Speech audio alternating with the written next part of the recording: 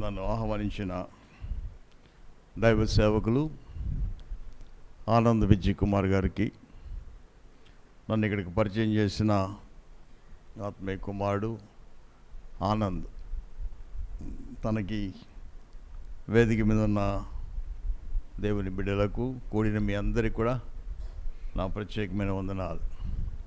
మాది రాజమండ్రి పట్టణం. మా నాన్నగారి పేరు రామచంద్రుని రామయ్య గారు, రామకృష్ణారావుపేట, రాజమండ్రి. మా కుటుంబంలో మొట్టమొదటిగా యేసు ప్రభు నమ్ముకున్నది మా నాన్నగారు. ఎందుకు నమ్ముకున్నారు, ఎలా నమ్ముకున్నారు అనేదే గొప్ప సాక్ష్యం. మా నాన్నగారి కంటే ముందు 3 మగపిల్లలు, చాలా అందమైన పిల్లలు పుట్టి చనిపోయారు. ఆ కారణం చేత మా నాయనమ్మ గారు, మా తాతగారు నెలలు తరబడి దుఃఖములో నిట్టూర్పులతో కాలం గడుపుతుండేవారు. తర్వాత ఎన్నో తీర్థయాత్రలకు వెళ్ళి మొక్కులు మొక్కుకొని, ఎందుకు ఇట్లా జరుగుతుంది, 3 అందమైన పిల్లలు చనిపోయారు అనే బాధతో తీర్థయాత్రలకు వెళ్ళేవారు. అలాగన కుమారుడు కావాలి, వారసుడు కావాలి అని చాలా ప్రయత్నాలు చేసేవారు. ఒక 5-6 సంవత్సరాల తర్వాత మా నాన్నగారు పుట్టారు. ఇక మా నాన్నగారు పుట్టినప్పుడు వారి దుఃఖము ఆగిపోయింది. అంతేకాదు, మా నాన్నగారు బ్రతికారు, ఇంకా సంతోషం. అయితే మా నాన్నగారిని చిన్ననాటి నుంచి ఉగ్గుపాలతో భక్తి నూరిపోశారు. ఇక దేవుళ్ళ వల్లే నువ్వు బతికావు, నీకంటే ముందు 3 చనిపోయారు అనే విషయాలు చెప్పడం ద్వారా మా నాన్నగారికి భక్తి ఇంకా పెరిగిపోయింది. కాబట్టి గోదావరి పక్కనే కనుక రోజు గోదావరి స్నానం, భక్తి శ్రద్ధలతో దేవుళ్ళకు పూజలు చేయటం, ఇలాగ తన దినచర్య గడుస్తూ ఉండేది. తర్వాత ఎలిమెంటరీ స్కూల్ అయిపోయింది. హై స్కూల్కి వచ్చిన తర్వాత 8 లేక 9 చదువుతున్నప్పుడు ఒకరోజు మా తాతగారు పిలిచి, నాయన ఇక చదువు చాలమ్మా, నీకు చాలా బాధ్యతలు అప్పగించాలి, ఒకే కుమారుడు. మాది చాలా సంపన్నమైన కుటుంబం ఆ రోజుల్లో. మరి మా తాతగారు చాలా స్థితిమంతులు. అంతేకాదు, మా తాతగారి దగ్గర 20 మంది బంగారు పని చేసేవారు. ఆ రోజుల్లో మరి ఇంటి నిండా బంగారం ఉండేది. 4-5 భోషాణాలు, 6 ఇనపెట్లు ఉండేవి. కాబట్టి పని వాళ్ళు 20 మంది పనిచేయటం, 100 కాసులు బంగారం. ఇలాంటి పరిస్థితిలో మా నాన్నగారు అర్థం చేసుకుని ఇక చదువు ఆపి ఆయన కూడా బాధ్యతలను స్వీకరించి పని నేర్చుకున్నారు. బంగారు పని చేయటంలో మంచి ప్రావీణ్యత అలవర్చుకున్నారు. చెక్కుడు పని అంటే మా నాన్నగారికి చాలా ఇష్టం. అలాగ చెక్కుడు పని చేయటంలో కూడా మంచి పేరు తెచ్చుకున్నారు. అంతేకాదు, తన సొంత జ్ఞానం చేత ఎవరు చేయలేని వస్తువులు చేయటానికి పూనుకునేవారు. ఆ రీతిగా మరి తూర్పు పశ్చిమ గోదావరి జిల్లాలో మా నాన్నగారి పేరు బాగా మారుమ్రోగిపోయింది.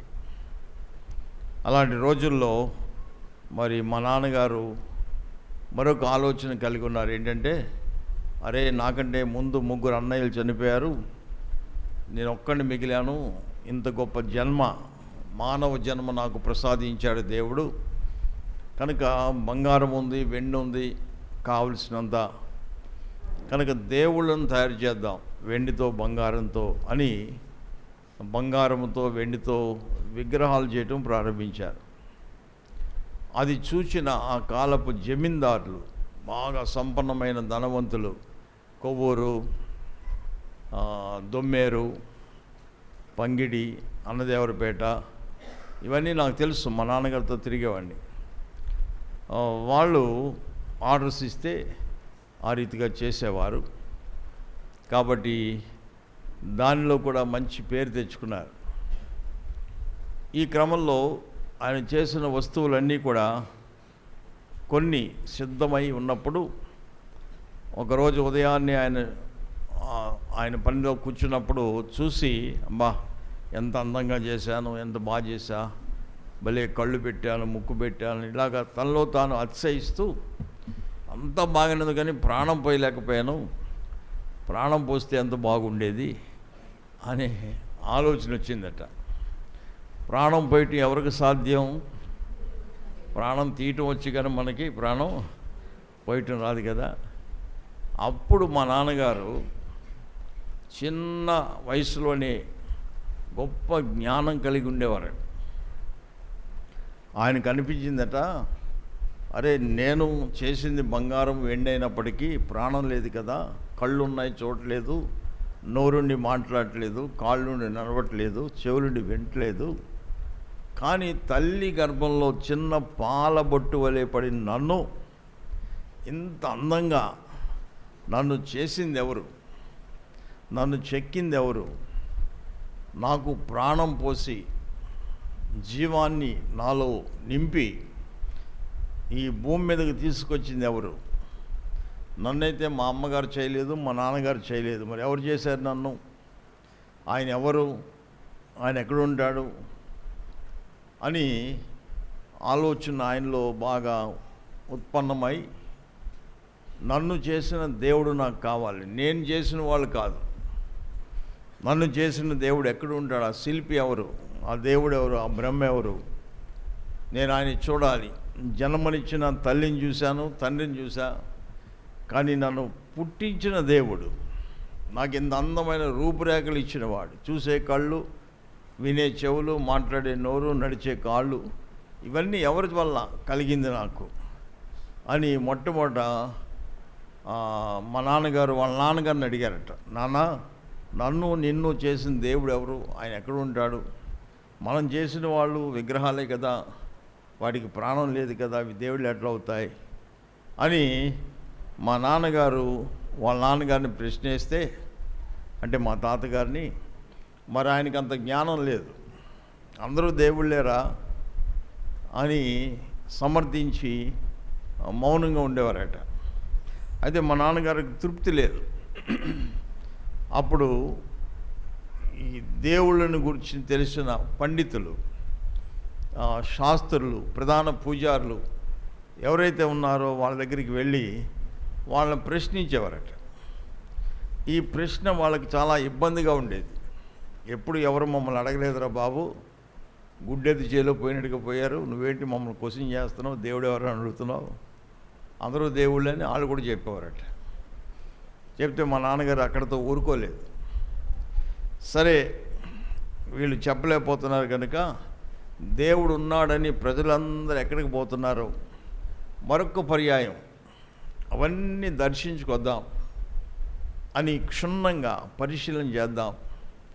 అసలు దేవుళ్ళు అనబడిన వారు, వాళ్ళ పేర్లేంటి, వాళ్ళ పుట్టు పూర్వత్రాలు ఏంటి, వాళ్ళ చరిత్ర ఏంటి, ఇవన్నీ తెలుసుకుందామని ఆయన తీర్థయాత్రకు వెళ్ళి కనబడిన దేవుళ్ళందరి హిస్టరీ, చరిత్ర, ఇతను దేవుడా, ఎందుకు దేవుడయ్యాడు, ఎలా దేవుడయ్యాడు, ఏం చేశాడని దేవుడయ్యాడు, ఇట్లాంటి పరిశీలన బాగా చేస్తూ వచ్చారు. అసలు దేవుళ్ళని పేరు పెట్టుకున్నారు కానీ దేవుళ్ళకు ఉండవలసిన అర్హతలు వీళ్ళకి లేవు అని అర్థమైపోయింది. దేవుడు అనేవాడు కామ, క్రోధ, లోభ, మోహ, మదమత్సరం లేనివాడే కానీ ఉన్నవాడైతే వాడు మనిషి అవుతాడు, దేవుడు ఎట్లా అవుతాడు అనేటువంటి జ్ఞానము చేత ఇక ఇవి దేవుళ్ళు కాదని అర్థమైపోయింది. ఇక నేనైతే వెండితో బంగారంతో చేశా, ఇవి చెక్కతో, రాతితో, లోహంతో చేయబడ్డాయి అని ఇక వాటి మీద ఆశ వదులుకొని, మరి అనేకమైన గ్రంథాలు ఉన్నాయి మనకి, ఆ గ్రంథాల్లో ఎక్కడైనా దేవుడు పలానా చోట ఉంటాడని చిరునామా ఉంటే అక్కడికి వెళ్ళిపోదాం అని గ్రంథ పారాయణం చేయటం ప్రారంభించారు. చిన్ననాటి నుంచి ఈ హిందూ గ్రంథాలన్నీ కూడా శ్రద్ధాభక్తులతో చదివారు. ఇంకా జ్ఞానోదయం వచ్చిన తర్వాత ఇంకా శ్రద్ధగా చదవటంతో వాటిలో ఉన్న సారాంశం ఆయనకి తృప్తినివ్వలేదు.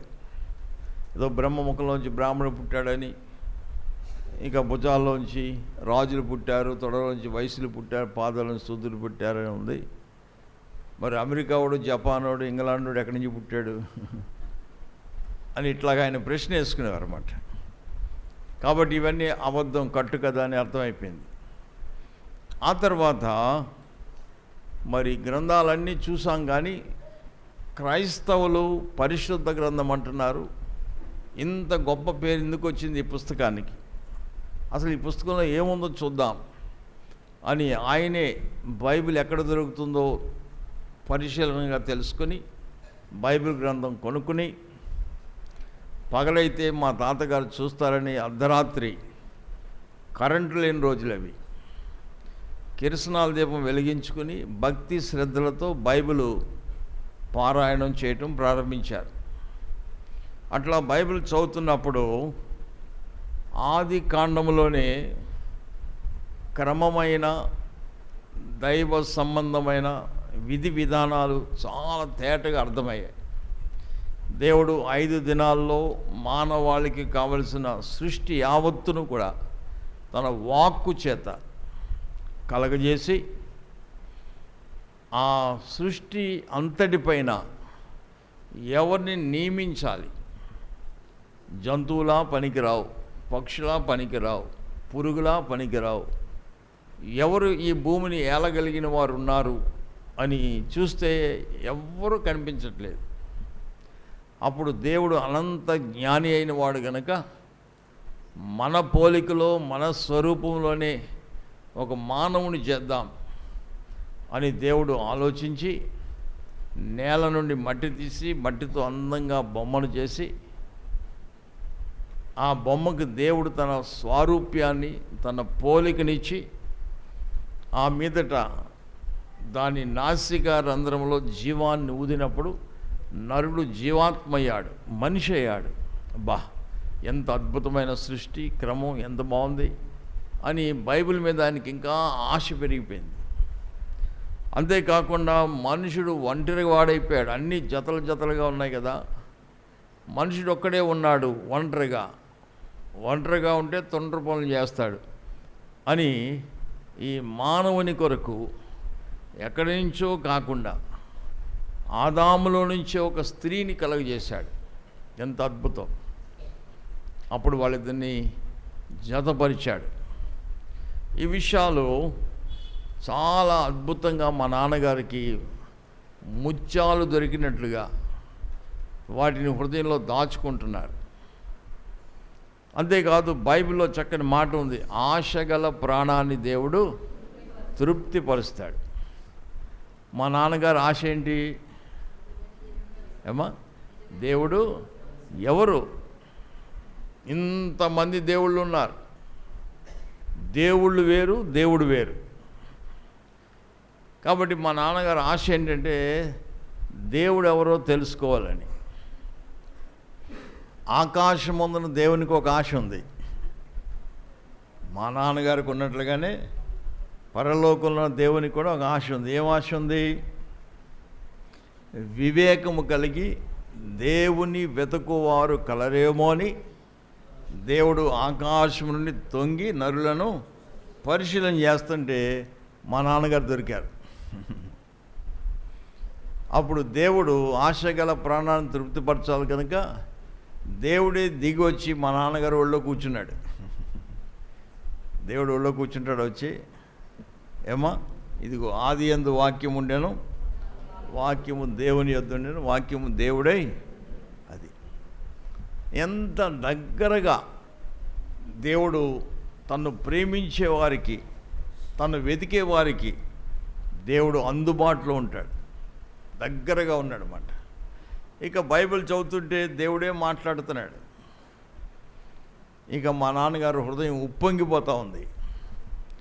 అమూల్యమైన విషయాలు, నిజ సత్యాలు దేవుని గూర్చిన సంగతులు, సృష్టి మర్మాలు ఇవన్నీ కూడా రాత్రి వేళ, ఏమండి, రాత్రి వేళ దావీదు దేవుని ధ్యానం చేస్తుంటే క్రొవ్వు మెదడు దొరికినట్లుగా ఉందట ఆయనకి కదా. మా నాన్నగారు కూడా అలాగే ఉంది. రాత్రి సరిపోయేది కాదట, పగలైపోయేది తొందరగా. అలాగ బైబిల్ బాగా ఆయనే చదవటం ద్వారా, దేవుడు చెప్పడం ద్వారా, మాట్లాడటం ద్వారా ఎన్నో విషయాలు మా నాన్నగారికి అర్థమైపోయాయి. ఏమైనా తెలియని విషయాలు ఏమైనా ఉంటే ఆ రోజుల్లో, ఏమండి, ఇలాంటి దైవజనులు అక్కడక్కడ నక్షత్రాలాగా కనబడతా ఉంటే వెతుక్కుంటూ వెళ్ళి వాళ్ళ పాదాల దగ్గర కూర్చుని మరేలాగా బైబిల్ని కూర్చున్న విషయాలు అడిగి తెలుసుకునేవారట. అలా తెలుసుకోవడం ద్వారా, వినుడి ద్వారా విశ్వాసము కలిగింది, ఇంకా బలపడిపోయారు. ఆ క్రమంలో 1-2 సార్లు మా తాతగారు కంటపడ్డారు. అయితే మా తాతగారు ఏంటంటే గారాల కొడుకు, ఒకే కొడుకు, జ్ఞానం కలిగిన వాడు, తెలివైన వాడు, వాడికి మనం ఏం చెప్పక్కర్లేదు అంటూ ఆయన చూసి చూడనట్లుగా విడిచిపెట్టేవారు. ఈ పరిస్థితిలో ఒక రోజున నమ్మి బాప్తీసం పొందినవాడు రక్షించబడిన అనే మాట మా నాన్నగారికి కంటపడింది. అరే, నమ్మి బాప్తీసం పొందినవాడు రక్షించబడతాడా అంటే రక్షించబడాలి కదా. రక్షణ ఎలాగా? నమ్మాలి, నమ్మాను, బాప్తీసం పొందాలి. బాప్తీసం అంటే ఏంటో తెలియదు. అప్పుడు బోధకులు ఎవరున్నారు? పైగా నిష్ఠ కలిగిన హైందవ కుటుంబం మాది. మా ఇంటికి వచ్చి చెప్పేవాళ్ళు ఆ రోజులు ఎక్కడున్నారు? కనుక ఈ విషయాన్ని మళ్ళీ వెళ్ళి దైవ సేవకుని అడిగితే, అసలైన పాయింట్కి వచ్చావమ్మా, ఇది నీ జీవితంలో జరిగితే ఇంక నువ్వు రక్షించబడతావు. అయితే బాప్తీసం అంటే నీ జీవితంలో, నీ హృదయంలో పాతవి, రోతవి, అసహ్యమైనవి, హేయమైనవి, నిషిద్ధమైనవి ఏమైనా ఉంటే అవన్నీ విసర్జించే. బాప్తీసం అంటే పాతి పెట్టబట్టం. ఎవరిని పాతి పెడతారు? చనిపోయిన వారిని పాతి పెడతారు. అంటే నీవు లోకరీతిగా, శారీరకంగా నీవు చనిపోవాలి అని ఒక ఉదాహరణ చెప్పారు. ఒక చిక్కుడు గింజ ఎప్పుడు పాతి పెడతాం? పచ్చిది పాతి పెట్టం కదా, అది ఎండిపోద్ది, చచ్చిపోద్ది. దాన్ని భూమిలో పాతి పెడితే కొన్ని రోజులకి అది కనపడదు, కానీ దానిలోంచి నూతనమైన జీవముతో కూడిన మొక్క వస్తుంది. ఇది అంతేనమ్మా. నీవు శారీరకంగా చనిపోతావు, ఆత్మీయంగా లేస్తావని చక్కగా చెప్పినప్పుడు ఇక దీనికి ఆలస్యం ఎందుకు? నేను నమ్మాను, నేను బాప్తీసం పొందాలని ఒక రోజున మా తాతగారి దగ్గరికి వెళ్ళి, నాన్న నువ్వు చూసావు కదా నేను బైబిల్ చదవటం, దానికే ఉందరా? అది కాదు నాన్న, నేను నిజమైన దేవుడిని తెలుసుకున్నాను అని చెప్పాడు. ఏంట్రా నిజమైన దేవుడు తెలుసుకున్నాను అంటే ఉన్నవాళ్ళంతా పనికిరాడా? ఆయన అక్కడ గొట్టం ఉంటే గొట్టం పెట్టి కొట్టారట. ఇంత ముదిరిపోయావా నువ్వు అని. అప్పుడు మా నాన్నగారు శాంతమూర్తి, జ్ఞానం కలిగినవాడు కాబట్టి ఇప్పుడు ఈ వేడిగా ఉన్నప్పుడు వివరించకూడదు అని మళ్ళీ సమాధానపడి సంతోషంగా ఇద్దరు కలిసి ఉన్న టైంలో చక్కగా వివరించి చెప్పారు. నాన్న, నేను నమ్మలేదు యేసుప్రభుని, ఆయన నిజమైన దేవుడు, దేవుళ్ళు అనబడిన వారిలో ఆయన ప్రత్యేకించబడిన వాడు, వేల్పులలో ఆయన వంటి వాడు లేడు అని వివరంగా చెప్పి, నువ్వు నన్ను కొట్టినా చంపినా ఏం చేసినా ఆయన నాకు దేవుడిని అర్థమైన తర్వాత నేను ఆయన వదిలిపెట్టలేను, కాబట్టి నేను ప్రభువుని నమ్ముకున్నానంటే, సరే నాన్న రహస్యంగా ఉండు అని చెప్పారట.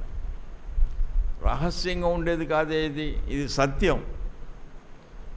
సత్యం ఎప్పుడు కూడా రహస్యంగా చీకట్లో ఉండదే, అది బహాటంగా ఉంటుంది. కనుక యేసుప్రభువు వారంటే వెలుగును ఎవడ కప్పగలడు, ఎవడ మూయగలడు, సూర్యుని వెలుగు ఎవడైనా దాయగలడా అని చెప్పి నేను బాప్తిజం పొందుతున్నా అని చెప్పారట. అంటే బాప్తిజం అంటే ఏంట్రా అని అడిగారట. అనేక మంది భక్తులు, దేవుని బిడ్డలు మన ఇంటికి వస్తారు, మరి ఇక్కడ పాటలు పాడుకుంటూ గోదావరికి వెళ్ళి అక్కడ బాప్తిసం తీసుకుంటాం అంటే ఎట్టి పరిస్థితుల్లో జరగదు, నా ఇంటి దగ్గర జరగదు, ఇంకెక్కడికైనా చావు నువ్వు అని కోపంలో ఎన్నో చెప్పారట. అయితే మా నాన్నగారికి మా నాయనమ్మ గారు సపోర్ట్ ఉంది. ఎందుకంటే ఆమెకి మా నాన్నగారు బోధించేవారు. ఆమె కూడా నిజమేరా నాయన, చక్కని సత్యం తెలుసుకున్నావు, ఇది నాకు కూడా నచ్చింది అని చెప్పేవారట. సరే, ఒకరోజున బాప్తిస్మానికి డేట్ పెట్టారు. ఆ డేట్కి అన్నీ ఏర్పాటు చేసుకుంటే మా తాతగారికి అర్థమై ఒక 50 మందికి పేటలోకి వెళ్ళి కర్రలు ఇచ్చి, మా అబ్బాయిని ఎవరో మతం మార్చడానికి వస్తున్నారు, వాళ్ళు తరిమి కొట్టండి రా అని పొలిమేరలో పెట్టారట. ఇప్పుడు వాళ్ళు ఇరుకుని పడ్డారు. అప్పటికే మా నాన్నగారికి మా తాతగారికి ఎంత విలువ ఉందో గౌరవం, మా నాన్నగారికి కూడా అంత విలువ గౌరవం ఉంది. ఇప్పుడు తండ్రి పక్షంగా వెళ్ళాలా కుమారుడి పక్షంగా వెళ్ళాలా అని వాళ్ళు కాసేపు ఉండి సర్దుకుని వెళ్ళిపోయారు. ఇదొక దైవ భక్తులందరూ కూడా మా ఇంటికి వచ్చారట. ఇక మా ఇంటి ముందు పాటలు పాడటం, చిన్న మీటింగ్ ఏర్పాటు చేయటం మా చుట్టుపక్కల వాళ్ళందరికీ కూడా వింతగా ఉంది. అరే, విశ్వం బ్రాహ్మణ కుటుంబం వీళ్ళది, నిష్ట కలిగిన వారు, విగ్రహాలను తయారు చేసేవారు, ఇంత పేరు ప్రతిష్ట కలిగిన వీళ్ళ ఇంటి ముందు ఏంటి క్రైస్తవ పాటలు వినబడుతున్నాయని పిలవకుండానే జనం అందరూ వచ్చారట. అదో సంఘం అయిపోయింది మాట. ఇంకా అక్కడి నుంచి పాటలు పాడుకుంటూ గోదావరికి వెళ్తుంటే రామయ్య గారు ఏంటి, యేసుప్రభు నమ్మటం ఏంటి, అసలు ఎక్కడికి వెళ్తున్నారు, ఏం చేసడానికి వెళ్తున్నారు, చూద్దాం రండి అని ఒక్కళ్ళొకరు చెప్పుకున్నారు. ఒక 100 మంది వాళ్ళు బయలుదేరారు. అప్పుడు సంఘం లేదు, చర్చి లేదు, కానీ దేవుడు పంపించాడు.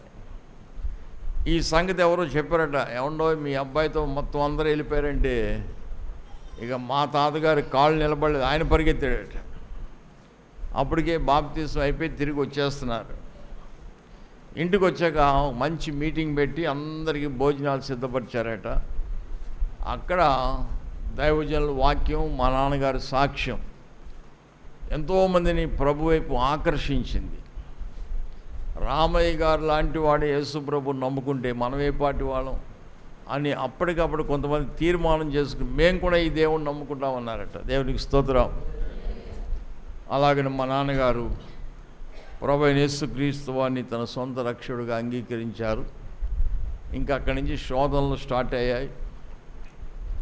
ఆ రోజు ఎంత సంతోషంగా ఉన్నారు. మరుసటి రోజు మా తాతగారు మా నాన్నగారు స్నానం చేసి ఇంట్లోకి వస్తుంటే ఆయన్ని చూసినప్పుడు జంజం కనపడలేదట. టవల్ మాత్రం కట్టుకున్నాడు, జంజం లేదు. రై రామయ్య, జంజం ఎదురా, జంజం ఏం చేసావు అన్నారట. తెంపవతలు పడేసాను అన్నారట.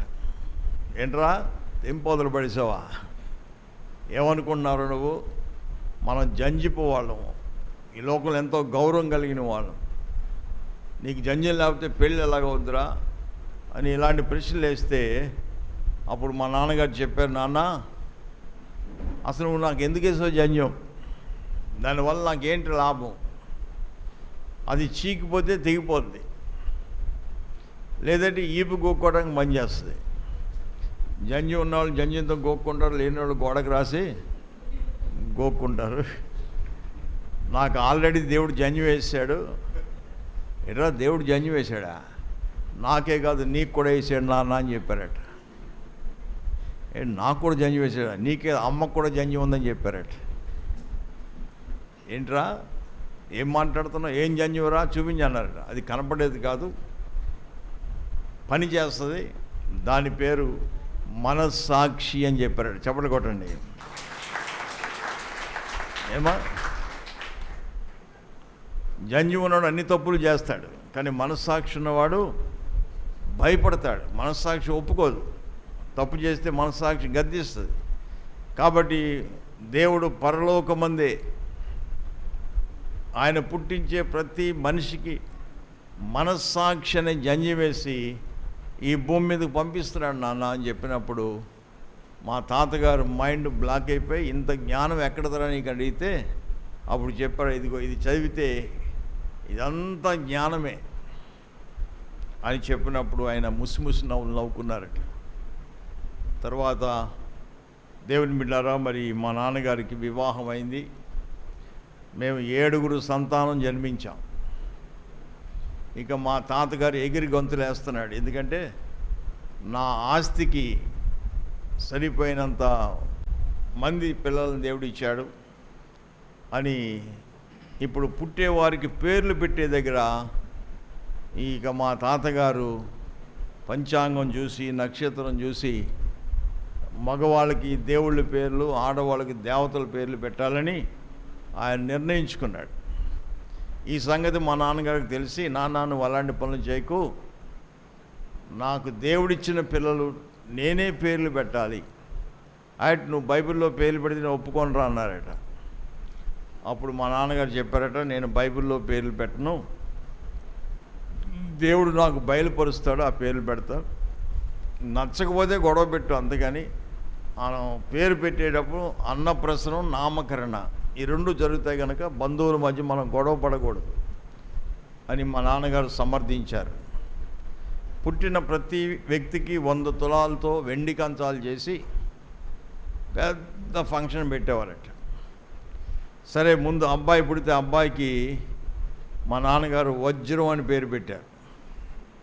ఇక మా తాత మురిసిపోయి, అబ్బా నా మనవడు వజ్రం భలే పేరు పెట్టేవారా అని వజ్రాచారి అని తగిలించాడు. తర్వాత అమ్మాయి పుడితే రత్నం అని పెట్టారు. అబ్బా మనవడు వజ్రం, మనవరాలు రత్నం. మళ్ళీ అమ్మాయి పుడితే వైడూర్యం, మళ్ళీ అమ్మాయి పుడితే పుష్యరాగం, మళ్ళీ అమ్మాయి పుడితే మాణిక్యం అని పెట్టారు. మళ్ళీ అబ్బాయి పుట్టాడు, వాడికి బంగారం, సువర్ణ. మా తాతగారు సువర్ణాచార్య తగిలించాడు.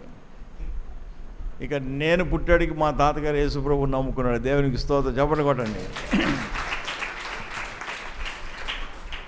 అప్పుడు మా నాన్నగారు ఏం చేశారంటే, వీడు పుట్టాక మా తండ్రి ప్రభుని నమ్ముకున్నాడు కనుక వీడికి యేసుప్రభు వారు మన భారతదేశానికి సువార్త కోసం పంపించాడు తోమా.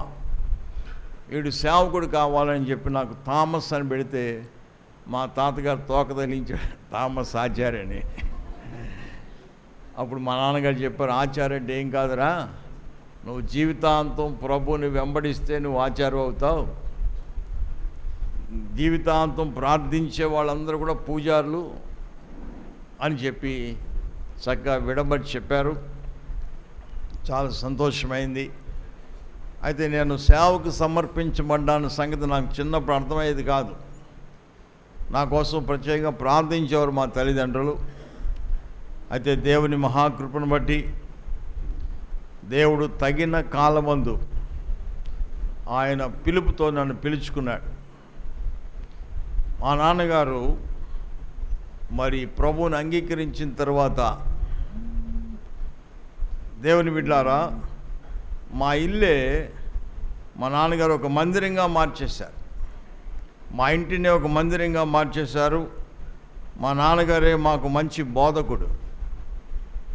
అనేక మంది మా ఇంటికి ప్రార్థనకు వచ్చేవారు. ఆ రోజుల్లో రాజమండ్రి పట్టణంలో పెద్ద సభలంటూ పెట్టింది మా నాన్నగారు. ఫస్ట్ ఫాక్స్ గారని, అగ్రిప్ప గారని ఆ రోజుల్లో గొప్ప దైవజనులు వాళ్ళని తీసుకొచ్చి సభలు పెట్టేవారు. అంతేకాదు మా నాన్నగారు బ్రాహ్మణ అగ్రహారాలకు వెళ్ళి దండయాత్ర చేసి బ్రాహ్మణులకు సువార్త చెప్పేవారు. తర్వాత గోదావరి ఒడ్డున సాధువులు, సన్యాసులు విపరీతంగా ఉండేవారు. వాళ్ళందరినీ ఇంటికి రప్పించి భోజనాలు పెట్టి వాళ్ళకి సువార్త అందించేవారు. ఆ క్రమంలో మా నాన్నగారికి ఆశ ఏంటంటే సువార్త అందని వారికి చెప్పాలి, అందేవారికి అందరూ చెప్తున్నారు. కాబట్టి జైల్లో ఖైదీలకి ఎవరు చెప్పట్లేదు అనే భారం కలిగి జైల్లోకి వెళ్ళి వాక్యం చెప్పాలంటే సామాన్యమైన విషయం కాదు. దానికి చాలా పెద్ద పర్మిషన్ ఉంటుంది, ఎంక్వైరీలు ఉంటాయి. అవన్నిటికీ మా నాన్నగారు సరిపోయారు కనుక గవర్నమెంట్ వారు మా నాన్నగారికి జైల్లో వాక్యం చెప్పడానికి పర్మిషన్ ఇస్తే నేను మా నాన్నగారితో చిన్న పిల్లవాడిగా కూడా వెళ్ళేవాడిని. ఆ నాన్నగారు ఎట్లా వాక్యం చెప్తున్నారో విని నేను బైబిల్ చదివేవాడిని. అలాగ చాలా సంవత్సరాలు మా నాన్నగారితో తరబీదు పొందా. తర్వాత 1980లో మా నాన్నగారు ప్రభు సన్నిధికి వెళ్ళారు. ఆ తదుపరి ఆ పరిచర్య ఆగిపోయింది. అప్పుడు నేను దేవునితో పోరాడాను యాకోబులాగా. ప్రభువా, నన్ను చూస్తే సేవకు సమర్పించా అని చెప్పారు. ఇప్పుడు ఈ పిలుపు మానేసి నేను వ్యాపారంలోకి పోతే కోట్లు గడించగలను, కానీ నాకు అది ఆశ లేదు ప్రభువా అని పిలిచినప్పుడు దేవుడు ఒక పిలుపు ద్వారా ప్రత్యేకంగా నన్ను పిలిచాడు. ఆ పిలుపు ఏంటో మీకు చెప్తాను. సామెతలు 24:11 చదవండి. సామెతల గ్రంథం 24వ అధ్యాయం 11వ వచనం. చావునకై పట్టబడిన వారిని నీవు తప్పించుము. చావునకై పట్టబడిన వారిని నీవు తప్పించుము. నాశనమందు పడుటకు జోగుచున్న వారిని. ఆ పరిశుద్ధమైన పిలుపు ద్వారా దేవుడు నన్ను తన పరిచర్య కొరకు పిలిచి 1983వ సంవత్సరంలో నాకు జైలుకి వెళ్ళే పర్మిషన్ దేవుడు ఇచ్చాడు. చిన్న వయసులోనే గొలియాతు మీదకి దావీదు వెళ్ళినట్లుగా ప్రార్థనతో సిద్ధపడి సింహాలు, ఎలుగుబంట్లు వంటి క్రూర మృగాల మధ్యకు గొర్రె పిల్లలాగా వెళ్ళి వాళ్ళ జీవితాలను వాక్యం ద్వారా విడిపించి దేవుని తట్టుకు నడిపించేవాడిని. ప్రభు అలాంటి సేవ నాకు అప్పగించడం నా జీవితంలో గొప్ప ధన్యత. ఎంతటి కరుడు గట్టిన నేరస్తులకి, దొంగలకి వాక్యం చెప్పడం అంటే నాకు చాలా సులువైన పద్ధతి. సులువుగా చెప్పేస్తాను, కానీ మీలాంటి వాళ్ళకి చెప్పడం భయం. ఎందుకో తెలుసా? జైల్లో ఉన్నవాళ్ళు పట్టబడ్డ దొంగలు, బయట ఉన్నవాళ్ళు పట్టబడని దొంగలు కదా. దొంగలు ఎక్కడ ఉంటారంటే జైల్లో ఉంటారంటే. ఉట్టితే వేములూరులో ఉంటారా అమ్మా? సొంత ఇంట్లోనే ఉంటారు దొంగలు. భర్త జేబులో డబ్బులు దాచేస్తారు ఏమ్మా. భార్యలు దాచుకునే డబ్బులు భర్తలు ఎతికెతికి పట్టుకుపోతారు. తల్లిదండ్రుల పిల్లలు దొంగతనం చేస్తారు కదా. దొంగతనం చిన్నదైనా పెద్దదైనా దొంగతనమే. చిన్న పామునైనా పెద్ద పామునైనా కర్రతోనే కొట్టాలి కదా. ఇంకా చెప్పాలంటే దొంగలు ఎక్కడ ఉంటారంటే ఇలాంటి మంచి మీటింగ్స్కి వచ్చినప్పుడు పాత చెప్పులు బట్టి కొత్త వేసుకెళ్ళిపోతూ ఉంటారు కదా. అది దొంగతనమే. జైల్లో ఉన్న వాళ్ళు కత్తులతో నరికి చంపితే బయట ఉన్నవారు నాలుకకు పదును పెట్టి కత్తిపోటు వంటి మాటలు మాట్లాడతారు. వీళ్ళ కత్తులు అక్కడ మాటలు చంపేస్తారు. కాబట్టి బైబిల్ చెప్తుంది ఏ భేదము లేదు, అందరూ పాపము చేసి దేవుడు అనుగ్రహించి మహిమను పొందలేకపోతున్నారట.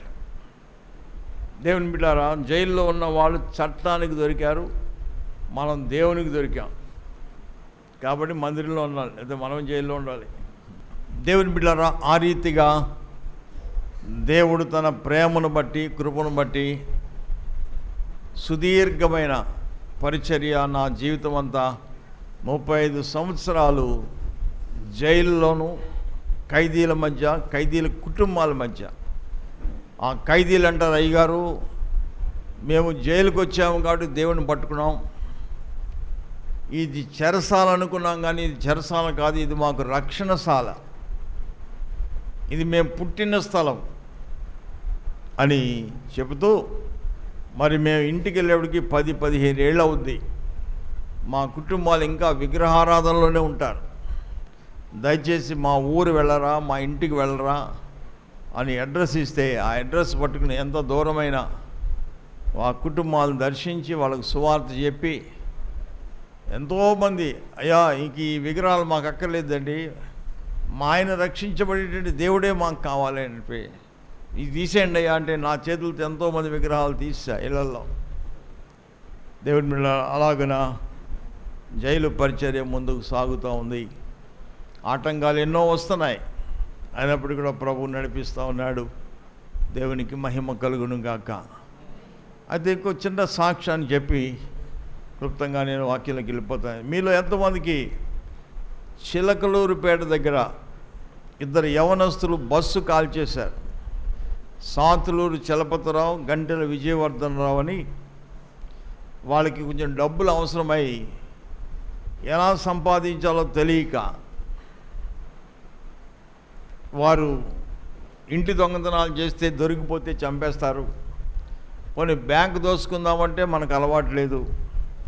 ఎలాగో డబ్బులు సంపాదించాలని వాళ్ళు దుష్టాలోచనతో దారి దోపిడీ చేస్తే బాగుంటుంది, అర్ధరాత్రి వేళ బస్సు ఆపి వాళ్ళ భయభ్రాంతులను చేసి వాళ్ళ మెడలో గొలుసులు, చేతికి గాజులు, క్యాష్ ఉంటే క్యాష్ పట్టుకుపోదాం అని గుంటూరు నుంచి, వాళ్ళది గుంటూరు కానీ నరసరాపేటకు వెళ్ళారు. అక్కడ మొదటి సినిమా చూసి అర్ధరాత్రి బస్ స్టాండ్కి వెళ్తే Hyderabad to Chilakaluripet hi-tech bus, ఆ రోజుల్లో వాళ్ళు లేవు, ఆ బస్సు వచ్చింది. అందులో డబ్బు ఉన్న వాళ్ళు ఉంటారని ఆ బస్సు ఎక్కారు. బస్సు నడుస్తూ ఉంది. నిర్మానుష్యమైన ప్రదేశానికి వచ్చినప్పుడు ఒరే ఇక్కడైతే బాగుంటుందిరా అని బస్సులో పెట్రోల్ పోసారు. పెట్రోల్ పోయగానే అందరూ అల్లిపోయి పెట్రోల్ ఏంటారు బాబు వాసన అని కొంతమంది లేచారు. డ్రైవర్ అయితే ఇంకా భయపడిపోయాడు. అప్పుడు డ్రైవర్తో చెప్పారు, అబ్బాయి లైట్లు వేయి, బస్సు పక్కన పెట్టు అనగానే భయపడి పక్కన పెట్టాడు. అప్పుడు చెప్పారు వాళ్ళు, మర్యాదగా మీ మెడలో గొలుసులు ఇచ్చేయండి, ఏదో గాజులు ఇచ్చేయండి, క్యాష్ ఉంటే క్యాష్ ఇచ్చేయండి, మేము పట్టుకుపోతాం, లేదంటే అగ్గిపూలు గీసి చంపేస్తాం అని భయపెడుతుంటే అంత పని ఏం చేస్తారులే, ఇల్లు చంపేస్తారా ఏకంగా అని వీళ్ళు కూడా కూర్చున్న వాళ్ళు, ఎవరి బంగారం ఎవరు ఇచ్చేస్తారమ్మా, వాళ్ళు ఆలస్యం చేస్తున్నారని వాడు ఒకటోసారి, రెండోసారి, మూడోసారి ఇలాగ అరుస్తున్నాడు. ఎవ్వరు కదలిక లేకుండా అలా కూర్చున్నారు. ఆవిడిస్తే నేను ఇద్దాంలే, ఆయన ఇస్తే నేను ఇద్దాంలే అనుకుంటున్నారు తప్ప. ఈలోగా ఇద్దరు కుర్రోళ్ళు వాడిని పట్టుకోవటానికి దగ్గరికి పోతుంటే వాడు గబ్బులు అగ్గిపుల్ల గీశాడు. అంతే, కిందంతా పెట్రోల్ ఒలికొందమో వితిన్ సెకండ్స్లో బస్సు మొత్తం ఫైర్ అయిపోయి 26 మంది చనిపోయారు. అది పెద్ద సంచలనమైన వార్త. అది ఎప్పుడంటే 1993వ సంవత్సరంలో జరిగిన సంఘటన. చివరికి వాళ్ళు రాజమండ్రికి తీసుకొచ్చారు, రిమాండ్లో పెట్టారు. తర్వాత వారు ఇంకా కఠినంగా ప్రవర్తిస్తున్నారు. జిల్లా కోర్టులో ఉరిశిక్ష పడింది, హైకోర్టుకి అప్పీల్ చేసుకున్నారు, హైకోర్టులో ఉరిశిక్ష పడింది. ఇక వాళ్ళు బరి తెగించి సూపరింటెండెంట్ గారిని కూడా అస్సలు లెక్క చేయట్లేదు, మేము ఎలా చచ్చిపోతాం అని వాళ్ళని సూపరింటెండెంట్ గారిని బెదిరిస్తుంటే అప్పుడు సూపరింటెండెంట్ గారు నన్ను పిలిచి, బాబు నువ్వు జైలుకి రావటం ద్వారా ఎంతోమంది జీవితాలు వెలిగించబడ్డాయి మాకు తెలుసు, మరి ఉరిశిక్ష పడ్డ ఇద్దరు యవనస్తులు ఉన్నారు, వాళ్ళు మాట వింటలేదు, చాలా కఠినంగా మాట్లాడుతున్నారు, ఒక్కసారి వాళ్ళని కలువు నాయన, నీకు పర్మిషన్ ఇస్తున్నాను, ఎందుకంటే ఉరిశిక్ష పడ్డ వాళ్ళకి జైల్లో మరొక జైలు ఉంటుందన్నమాట. ఓకే, నేను వెళ్ళాను. దాదాపు 2-3 సంవత్సరాలు పట్టింది వాళ్ళని దేవుని అంతకు నడిపించడానికి. అంటే దుష్టుడు వాళ్ళని అంత గట్టిగా పట్టుకుని బంధించాడు. మొత్తానికి ఇద్దరు మారు మనసు పొందారు, రక్షించబడ్డారు. అదంతా చెప్పడానికి చాలా టైం అవుద్ది, కానీ అవన్నీ ముగించి ముందుకెళ్ళిపోతున్నా. ఎప్పుడైతే వాళ్ళు రక్షించబడ్డాలో హైకోర్టులో ఉరిశిక్ష పడింది, మళ్ళీ సుప్రీంకోర్టుకి వెళ్ళారు. సుప్రీంకోర్టులో ఉరిశిక్ష పడితే రాష్ట్రపతి క్షమాభిక్ష కోసం వెళ్ళారు.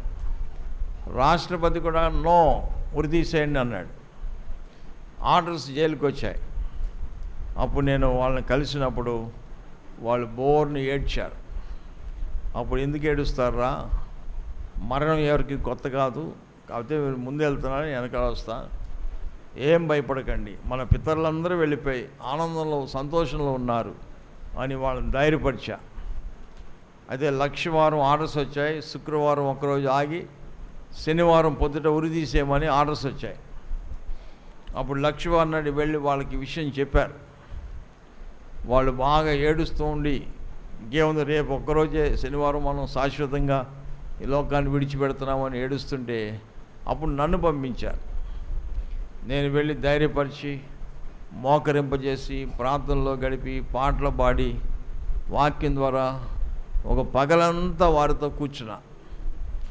అప్పుడు అన్నారు, అయ్యగారు మరి మేము ఈరోజు ఉపవాసం ఉంటామండి అన్నారు.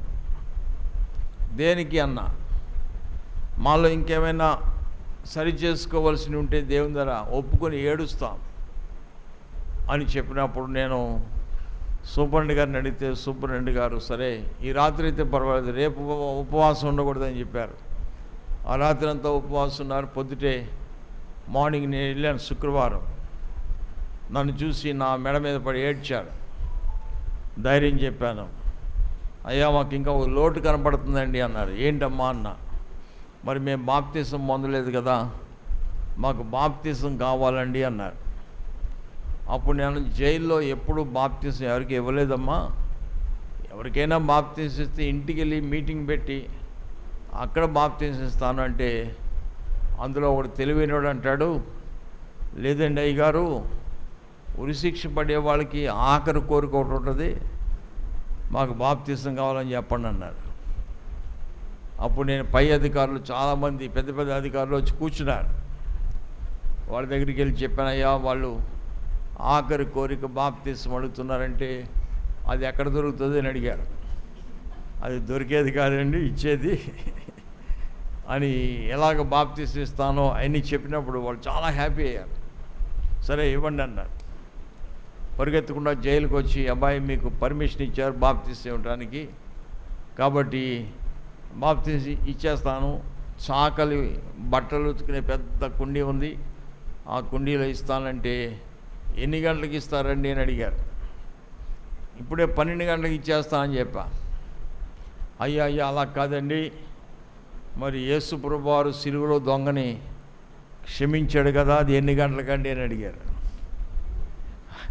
ఆ గొడవ మీకెందుకురా అంటే, కాదండి అయ్యగారు ఇవాళ గుడ్ ఫ్రైడే కదా అన్నారు. ఆ రోజు గుడ్ ఫ్రైడే. సరే 2-3 మధ్యలో అయి ఉండొచ్చమ్మా అన్న. అయితే మాకు అప్పుడే ఉండయా అన్నారు. సరే మీ కోరిక ఎందుకు కాదనాలి మళ్ళీ సుబ్రహ్మణ్య గారు చెప్తే, సరే అదే ఉందిలే మీరు 2-3 మధ్యలో అయిపోయినాయి పర్వాలేదు అన్నాడు. 2 గంటలకి వాళ్ళ బంధువులందరూ వచ్చారు. కానీ రూల్స్ ఒప్పుకోవు, ఎవరిని లోపలికి పంపకూడదు. కానీ నేను రిక్వెస్ట్ చేసి పై అధికారులను అడిగాను, అయ్యా తల్లిదండ్రులు మాత్రం పంపించండి, బాప్తిసం చూసి వెంటనే వచ్చేస్తారండి. పెద్ద సెక్యూరిటీ, వాళ్ళతో పాటు అధికారులు అందరూ వచ్చారు లోపలికి. సరే ఇద్దరికి బాప్తిసం ఇచ్చే ముందు వాకింగ్ చెప్పి బాప్తిసం ఇచ్చా. ఇద్దరిని సాక్షి చెప్పంటే ఒకడు చెప్పలేకపోయాడు, మరొకడు చెప్పాడు, అయ్యా ఇది మేము కక్షతో పగతో చేసింది కాదు, దురాశ మాలోకి వచ్చింది, దురాశ గర్భం ధరించి పాపమును కనుక పాపం పరిపక్వమై మరణానికి అంది, కాబట్టి దుష్టుడు మమ్మల్ని ఇలాగ మరణం వరకు తీసుకొచ్చాడు, కాబట్టి మేము చనిపోతూ బ్రతికుండి ఎవరికి ఉపయోగపడలేదు, చనిపోతేనే ఉపయోగపడాలి, కనుక మేము ఉరి తీయబడగానే మా ఇద్దరు నేత్రాలు తీసి నేత్రాలు లేని వారికి దానం చేయమని వ్రాతపూర్వకంగా రాసి ప్రభుత్వానికి ఇచ్చాం. 2 కళ్ళు ఉండి నరకానికి పోయే కంటే 2 కళ్ళు లేకుండా దేవుని దగ్గరికి వెళ్తే ఆయన నూతన నేత్రాలు మాకు ఇస్తాడు, ప్రభుని చూస్తాం అని అద్భుతమైన సాక్ష్యాన్ని వాళ్ళు రికార్డ్ చేసుకుని సంతోషించారు. ఇక చివరి రాత్రి వాళ్ళకి నేను 7 గంటల వరకు వాళ్ళతో ఉన్న తర్వాత నన్ను బయటకు వచ్చేమన్నారు. నేను బయటకు వచ్చేసిన తర్వాత ఒక అరగంటకి మళ్ళీ వార్త వచ్చింది. ఏంటంటే, అయ్యా ఉదయం 5 గంటలకి ఉరికంబం ఎక్కేటప్పుడు చివరి ప్రార్థన మీరు చేయాలని అడుగుతున్నారు, కాబట్టి మీరు 5 గంటలకి ముందే ఇక్కడ ఉండాలంటే నేను అన్నాను, రాత్రి అంతా ఇక్కడ ఉంటానండి అని వాళ్ళ బంధువులకు సువార్త చెప్తూ రాత్రి అంతా జైలు దగ్గర ఉన్నా. వందలాది మంది జనం వచ్చారు అక్కడికి, ఎందుకంటే ఉరిశిక్ష పడ్డ వాళ్ళు ఎలా ఉంటారో చూడాలి. మరి ఉదయం వాళ్ళని బయటికి తాగానే లారీలో పెట్టుకుని వాళ్ళు ఊరు వెళ్ళిపోతారట అని ప్రజలు చెప్పుకుని రాత్రి వచ్చారు. సరే రాత్రి 10 అయింది, 12 అయింది, 1 గంట అయింది, 3 గంటలకి వారిని లేపుతారు. మరి స్నానం చేయించి కొత్త బట్టలు వేసి 5 గంటలకి టైం ఉంటుంది. ఆ టైం ప్రకారంగా ఉరికమ్మం ఎక్కిస్తారు. ఉరికమ్మం ఎక్కిన కొన్ని క్షణాల వరకు చూస్తారు, మళ్ళీ ఏమైనా ప్రాణం వచ్చిందేమో అని. లేని వెంటనే వాళ్ళని వాళ్ళ రూమ్కి తీసుకెళ్ళిపోయి నేత్రాలు తీసేసుకొని ఆ బాడీస్ని గుంటూరు పంపిస్తారు. ఇక 3 గంటల వేళ జైల్లో 300-400 మంది సంఘం ఉంటారు. ఇలాగే వాళ్ళందరూ కూడా చెప్పారు, అబ్బాయి ఉరి శిక్ష తప్పించమని ఎవరు ప్రార్థన చేయకండి, కానీ ఈ మరణం దేవునికి మహిమ కలగాలి, అలాగ ప్రార్థన చేయండి అని చెప్పినప్పుడు అందరూ బయట మీలాంటి సంఘాలన్నీ ప్రార్థన చేస్తున్నాయి. అయితే 3 గంటలకి వాళ్ళని లేపి స్నానానికి తెచ్చే ఆ ప్రక్రియలో లాకప్ తీస్తున్నప్పుడు అర్ధరాత్రి సూర్యుడు ఉదయించినట్లుగా ఒక అద్భుతమైన వార్త జైలుకి వచ్చింది. ఏంటంటే ఉరి శిక్ష ఆపబడింది. కొట్టని చెప్పట్లేదు. ఇది మానవులకి అసాధ్యం. మరణము తప్పించుట యెహోవా వశం అన్నాడు. ఇక ప్రొద్దుట పేపరోడు ఏం రాయాలో వాడికి అర్థం కావట్లేదు. ఫ్లాష్ ఫ్లాష్ ఫ్లాష్ అంటున్నాడు. రాయటానికి మ్యాటర్ లేదు. ఇక నా చుట్టూ చేరారు విలేకరులంతా, ఏమండి నిన్న ఏం జరిగింది, రాత్రి ఏం జరిగింది, మీరు లోపలికి వెళ్తున్నారు, వస్తున్నారు, మిమ్మల్ని చూస్తున్నాం, మీరేదో ఇచ్చారట, వాళ్ళకి ఏమి ఇచ్చారండి? ఏమి ఇచ్చాం? బాప్తీసం ఇచ్చాం. బాప్తీసం అంటే ఏంటి అంటే మళ్ళీ వాళ్ళకి వివరించా. ఏమండి, అప్పుడు అధికారులు కూడా నా దగ్గరికి వచ్చి ఎంతో ప్రేమగా, మాస్టర్ గారు మీ ప్రయాస వృధా కాలేదు, మీ బిడ్డలు మీరు రక్షించుకున్న ఇది ఎలా జరిగింది అంటే అప్పుడు చెప్పాను, భూమి ఆకాశంలో గతించిన నా మాటలు ఏ మాటలవి? నమ్మి బాప్తీసం పొందినవాడు రక్షించబడతాడు, నమ్మని వానికైతే శిక్ష. కాబట్టి వాళ్ళు నమ్మారు, బాప్తీసం పొందారు, రక్షించబడ్డారు. కాబట్టి దేవుడు అద్భుతంగా వారిని విడిపించాడు. ఇది మొర్దెకై విషయంలో హామాను ఎట్లా చేశాడో, రాజుగారికి నిద్ర పట్టకుండా దేవుడు ఆ ఫైల్ ఎలా బయటకు తీయించాడో అలాంటి అద్భుతమైన కార్యము జరిగింది. నెల్సన్ మండేలా మన ఇండియాకి రావటం, ఆయన్ని వీళ్ళందరూ వెళ్ళి కలుసుకోవటం, ఆయన రాష్ట్రపతిని రిక్వెస్ట్ చేసి, దయచేసి నేను ఈరోజే వచ్చాను ఇండియాకి, నేను వచ్చిన రోజునే ఇద్దరిని ఉరి తీస్తున్నారట, నేను తట్టుకోలేకపోతున్నా, దయచేసి నేను ఇంకా 15 రోజులు ఉంటాను, వెళ్ళిపోయిన తర్వాత ఉరి తీసుకోండి అని ఆయన బ్రతిమలాడాడు రాష్ట్రపతిని. అంత పెద్ద ఆయన 25 సంవత్సరాలు జైల్లో ఉన్నాడు, ఆ బాధ ఆయనకు తెలుసు అని అర్థం చేసుకుని వాళ్ళు ఏం చేశారంటే ఓ 15 రోజులు పొడిగించారు. ఈ 15 రోజులు పొడిగించింది అట్లాగా 1 నెల దాటిపోయింది. ఈలోగా శంకర్ దయాళ్ శర్మ గారు రిటైర్డ్ అయిపోయాడు. కేఆర్ నారాయణ గారు వచ్చాడు. దేవుని బిడ్డారా, మరి దేవుడు అద్భుతంగా ఉరిశిక్ష తీసి జీవితకాలపు శిక్ష విధించాడు. దేవుని కార్యం ఎంత గొప్పది. ఇప్పుడు వాళ్ళిద్దరూ జైల్లోనే ఉన్నారు, బహు సీనియర్ ఖైదీలు వాళ్ళు, కానీ ఇద్దరు కూడా దేవునికి చాలా ఉపయోగకరంగా ఉన్నారు. ఒకడు టైలరింగ్ పని చేస్తున్నాడు, ఇంకోడు కంప్యూటర్ వర్క్ చేస్తున్నాడు, పెయింటరు. దేవుడు వాళ్ళని సజీవులుగా ఉంచాడు. దేవుని బిడ్డలారా, అలాగ నా ప్రభు పరిచర్యలో ముందుకు సాగుతున్నాను. దేవునికి మహిమ కలుగునుగాక. చిన్న వాక్యాన్ని చదువుకుని ముగించుకుందాం. నేను విస్తరించి వాక్యం బోధించను, ఈ సాక్ష్యాలే మీ హృదయాల్లో భద్రపరుచుకుని అనేకులతో మీరు పంచుకోవచ్చు. ఒక మాట చదువుకుందాం, దయచేసి గమనించండి. దేవుని బిడ్డలారా, దేవుని వాక్యంలో నుంచి 1 పేతురు పత్రిక 1వ అధ్యాయము, 1 పేతురు పత్రిక 1వ అధ్యాయము 14వ వచనం.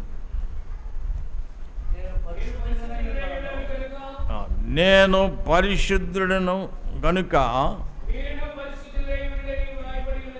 మీరును పరిశుద్ధులై ఉండుడని వ్రాయబడి ఉన్నది.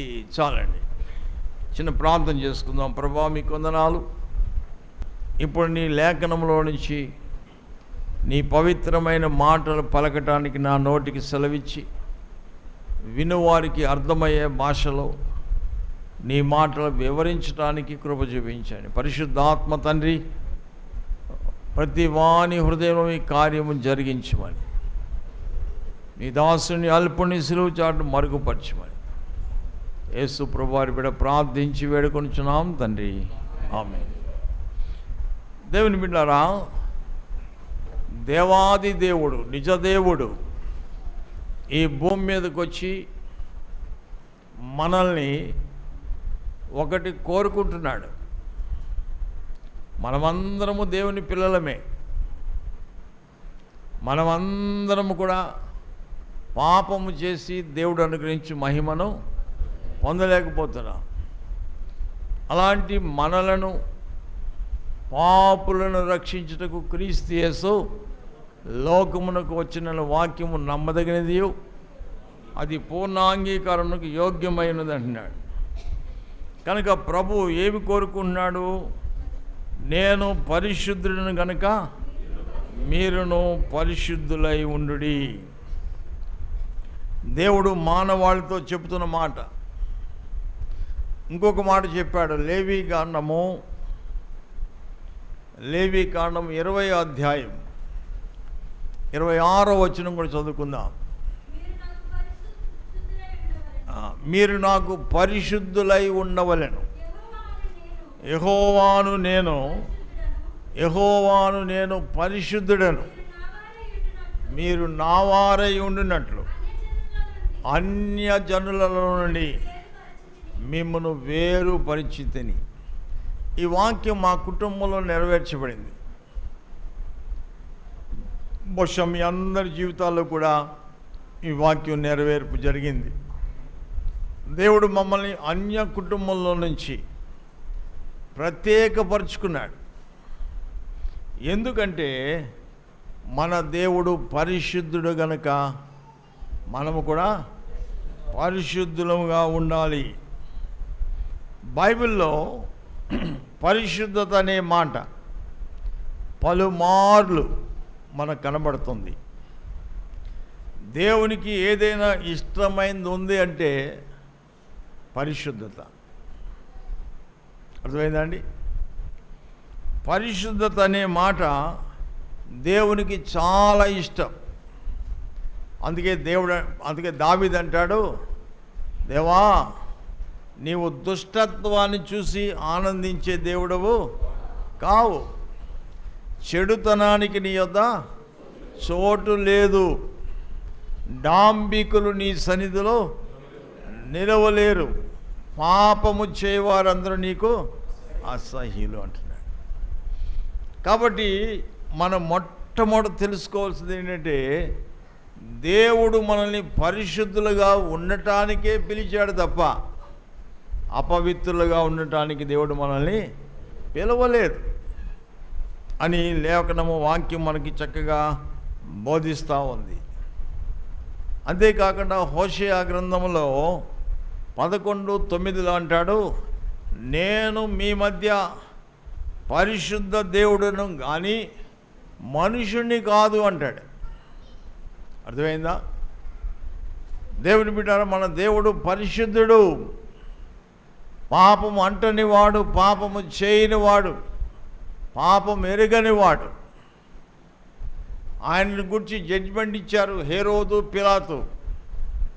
అరే, మీరు మోపిన నేరముల్లో ఒక్క నేరం కూడా ఈయనలో మాకు కనబడలేదు, ఈయన నిర్దోషి, దోషము లేనివాడు, పాపము లేనివాడు, మత్స లేనివాడు, డాగు లేనివాడు, నిష్కల్మషుడు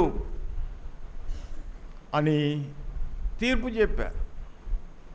ఆయన పరిశుద్ధుడు.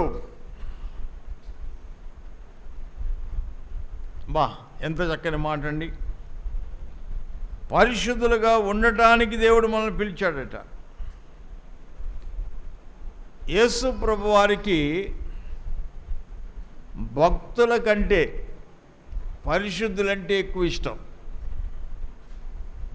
భక్తులు చాలామంది ఉంటారు కదా. ఈ రోజుల్లో రకరకాల భక్తి, ఏమంటే రంగును బట్టి భక్తి తయారైంది.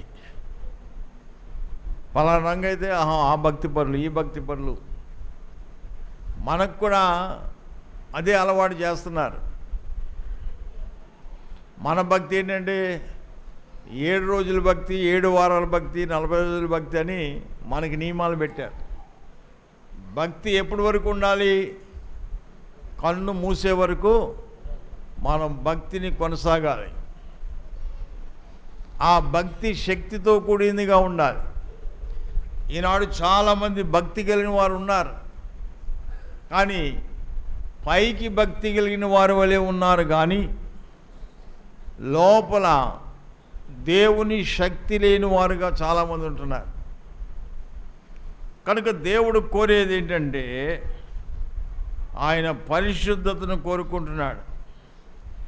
ఎందుకంటే పరిశుద్ధత లేకుండా ఎవ్వరూ దేవుని యొద్దకు చేరలేరు, దేవుణ్ణి చూడలేరు. అర్థమైందండి? కాబట్టి దేవుడు ఏమండి మతంలో కలవటానికి మనల్ని పిలవలేదు. నా మతంలోకి రండి, నా మతంలో కలవండి అని పిలవడానికి దేవుడు రాలేదు. దేవుడు మనల్ని పరిశుద్ధులుగా ఉండటానికి పిలుస్తున్నాడు. మతం అంటే దేవునికి పరమ అసహ్యం. మతాలను దేవుడు అంగీకరించాడు. మతాలనేవి మనిషి మధ్యలో నుంచి పుట్టుకొచ్చాయి. మతాల వల్ల కొట్టుకు సస్తున్నారు. కాబట్టి దేవుడు మనల్ని మతంలోకి రమ్మని పిలవలేదు. కానీ అసలు మతం అనేది ఏమి చేయలేకపోయిందో, మతాలు ఏమి చేయలేకపోతున్నాయో దాన్ని దేవుడు చేయటానికి వచ్చాడు. అర్థమైందా? ధర్మశాస్త్రము దేనిని చేయజాలకపోయేనో దాన్ని దేవుడు చేశాడట. ఎంత గొప్ప మాట. మతాలు ఏం చేయలేకపోతున్నాయి? ఏమండి, ఒక స్త్రీ ఏదో తప్పు చేసిందని కొంతమంది మగవాళ్ళు ఆమెను పట్టుకొని రాళ్ళు చేత పట్టుకుని ఆమెను కొట్టుకుంటూ యేసుప్రభువు వారి ఎదుగు తీసుకొచ్చారు. బోధకుడా, ఈమె పాపం చేస్తుండగా మేము పట్టుకున్నాం, మా మతం ఏం చెప్తున్నా, రాళ్లతో కొట్టి చెప్పమంటుంది, నువ్వేం చెప్తావు అని అడిగారు. అప్పుడు ప్రభు అన్నాడు, కొట్టకూడదమ్మా, తప్పంటే మా మతాన్ని కాదంటావా అని అనడానికి రెడీగా ఉన్నారు. సరే కొట్టేయండి అంటే, మరి దేవుడిని అంటున్నావు కదా, కొట్టేయమంటున్నావేంటి? ఆ దుష్ట ఆలోచనలు దేవుడు చూసి అప్పుడు ప్రభు అన్నాడు, మీలో ఎవడు పాపం చేయలేదో వాడు మొదట రాయి. ఎవడికి ఉందండి దమ్ము రాయటానికి? నిలబడి చూస్తున్నారు. ఈలోగా ఆయన వంగుని అలా పేర్లు రాస్తున్నాడు. అమ్మ బాబాయ్ నా పేరు రావు, బాబాయ్ నా పేరని రాళ్ళు అక్కడ పడి పారిపోయారు. అప్పుడు ప్రభు అంటున్నాడు, అమ్మా ఎవరు నిన్ను శిక్షించలేదా? అయ్యా లేదయ్యా, నేను కూడా నిన్ను శిక్షించనమ్మా, శిక్షించడానికి రాలేదు, నేను రక్షించడానికి వచ్చా. మతాలు శిక్షించమన్నాయి, కానీ నేను రక్షించడానికి వచ్చాను అని మతము చేయలేని పనిని దేవుడు చేశాడు. కాబట్టి కొంతమంది తెలియక క్రైస్తత్వాన్ని మతంగా పేరు పెట్టేశారు. అందుకే తెలియని వాళ్ళు అంటారు, ఏమ్మా మీరు దిగిపోయారా మతంలోకి అంటున్నారు. ఈ దిగిపోవడానికి పోయా నువ్వా? ఒరే మేము దిగిపోలేదు, గోతులోంచి పైకి వచ్చాం అని చెప్పాను. ఒక ఆవిడ అంటుంది, బాబు మీరు కూడా కలిసిపోయారా మతంలో అంటుంది. కలిసిపోవడానికి టీలో పంచదారా? ఏమండి, మేము ప్రత్యేకించబడ్డాం, కలిసిపోయాం. ఒకప్పుడు లోకంలో సినిమాల్లో వాటిలో వీటిలో కలిసిపోయాం. ఇప్పుడు ఆ పాపము నుంచి మేము వేరయ్యాం, ప్రత్యేకించబడ్డాం. మేము దేవుని జనాంగం, చీకటిలో నుండి ఆశ్చర్యకరమైన తన వెలుగులోనికి మిమ్మల్ని పిలిచిన వాని గుణాతిశయములు ప్రచురం చేయ నిమిత్తము రాజులైన యాజక సమూహముగాను, ఏర్పరచబడిన వంశముగాను, ప్రత్యేక జనాంగముగాను, పరిశుద్ధ జనాంగముగాను, దేవుని సొత్తైన ప్రజలుగా దేవుడు మనల్ని ఎన్నిక చేసుకున్నాడు. ఏమండి, క్రైస్తత్వం అనేది చాలా ఖరీదైంది. చాలామందికి తెలియక ఏంటి మీరందరికి వెళ్ళిపోయారా అంటారు. క్రైస్తత్వం అనేది చాలా ఖరీదైంది. ఎందుకు ఖరీదైందంటే మీరు క్షయమైపోయే వెండి బంగారముల చేత విమోచింపబడలేదు, కానీ అమూల్యమైన గొర్రెపిల్ల వంటి క్రీస్తు రక్తము చేత మీరు విమోచించబడ్డారు. మనం ఎంత ఖరీదైన వాళ్ళమండి, ఎంత విలువైన వాళ్ళం. పైగా ఏమన్నాడు, మీరు దేవుని సొత్తు అంటున్నాడు. ఏంటంటే మనం దేవుని సొత్తు. మిమ్మును ముట్టినవాడు నా కనుగుడ్డును ముట్టిన వానితో సమానము. బా, ఎంత విలువైన వాళ్ళం అండి. మరి ఆ విలువను మనం కాపాడుకోవాలి, ఆ పరిశుద్ధతను మనం కాపాడుకోవాలి. పూర్వకాలము పరిశుద్ధత అంటే ఒక మాట గుర్తొస్తుంది. పూర్వకాలం అంటే మా చిన్నప్పుడు ఎవరైనా ఇంటికి వస్తే మా అమ్మగారు చూసిరే తొందరగా బకెట్తో నీళ్ళు అక్కడ పెట్టమ్మా, కాళ్ళు కడుక్కొని లోపలికి వస్తారు అనేవారు. నాకు అర్థమయ్యేది కాదు. సరే నుయ్యి పక్కనే కాబట్టి గొప్ప నూతుల నీళ్ళు తోడి బకెట్ నీళ్ళు అక్కడ పెడితే చెప్పకుండానే వచ్చి వాళ్ళ కాళ్ళు కడుక్కొని అప్పుడు లోపలికి వచ్చేవారు. ఇంకా దూరం నుంచి ఎవరైనా వస్తే 2-3 రోజులు ప్రయాణం చేసి వస్తే ఒరే వాళ్ళకి శుభ్రంగా నీళ్లు పెట్టి 4 బకెట్లు స్నానం చేస్తారా అని స్నానం చేయమని చెప్పేవారు.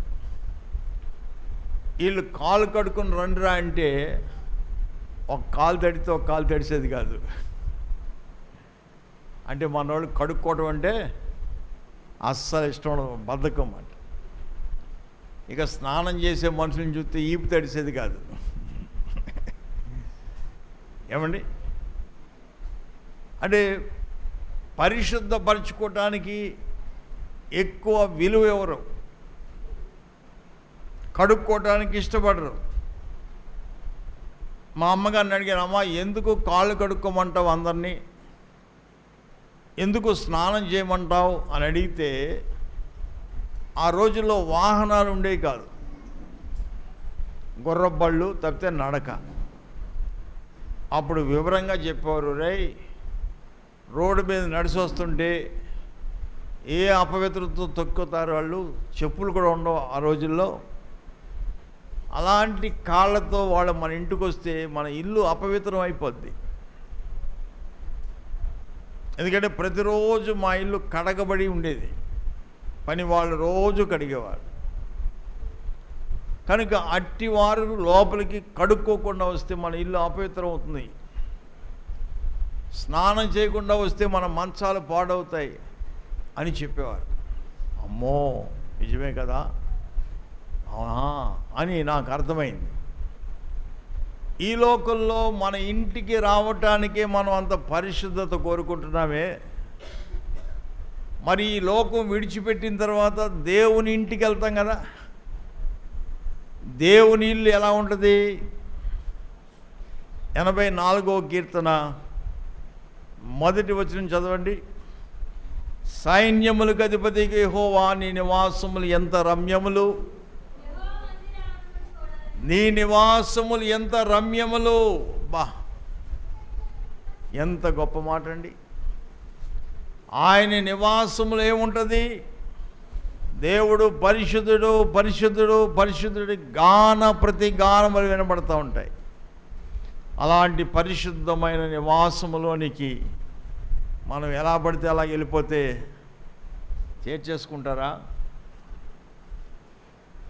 ఒక 25 సంవత్సరాల క్రితం మాసిలామణి గారు అల్లుడు గారు నేను ఒక కన్వెన్షన్లో వాక్యం చెప్పడానికి వెళ్ళాం. ఇద్దరు ఒకే రూమ్లో ఉన్నాం. ఆయన నాతో అన్నాడు, పోయిన నెల నేను అంతా అమెరికాలో ఉన్నానమ్మా అన్నాడు. అప్పుడు అమెరికాలో ఉన్నారా, అమెరికాను గురించి కొన్ని గొప్ప విషయాలు చెప్పండి వింటాను అన్నా. అప్పుడు అన్నాడు, అమెరికా వెళ్ళాను, చూడగలిగిన దేశం అది. అయితే ఈ మధ్య అమెరికాలో చాలా పెద్ద స్టార్ హోటల్ కట్టారు.